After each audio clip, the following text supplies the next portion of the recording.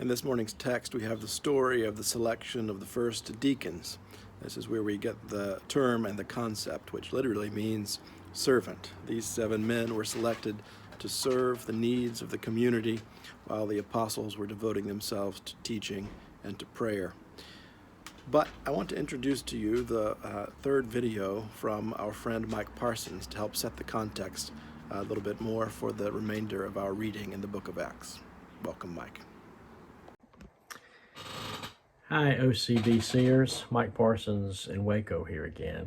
I'd like to speak briefly about the book of Acts and whether it reflects a theology of glory or a theology of suffering. According to Martin Luther, a theology of glory does not recognize God hidden in suffering. Rather, a theology of glory prefers works to suffering, glory to the cross, strength to weakness, wisdom to folly, and in general, good to evil. It would be the equivalent to the modern prosperity gospel, where we rarely, if ever, speak about failure or suffering.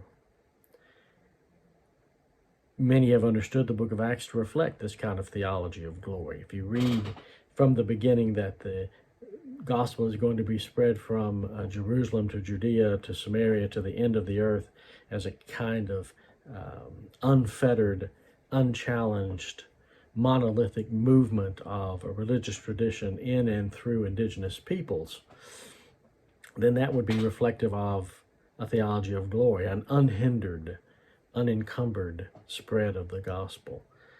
But that's really not what the book of Acts reflects. Instead, from the beginning, Acts depicts the early Christian movement as a group of followers who suffer like their founder suffered. The church is persecuted in the early chapters. Paul, the apostle to the Gentiles, in his call narrative in Acts 9, is told that he will suffer for the cross. So really, Acts is not reflecting a theology of glory so much as a theology of suffering. So we are called not to be triumphant. We are called not to be dominant. We are called to be faithful and, when necessary, to suffer in behalf of the gospel and in service to the world. Abraham's call to be a blessing to all the nations is the call of Christians as Luke understands it and even quotes that verse in Acts chapter 3, to be a blessing to the nations, to be part of the mending of the world. This is what it means, I think, for Luke, who has a theology not of glory, but of the cross. All right, I hope you have a great day.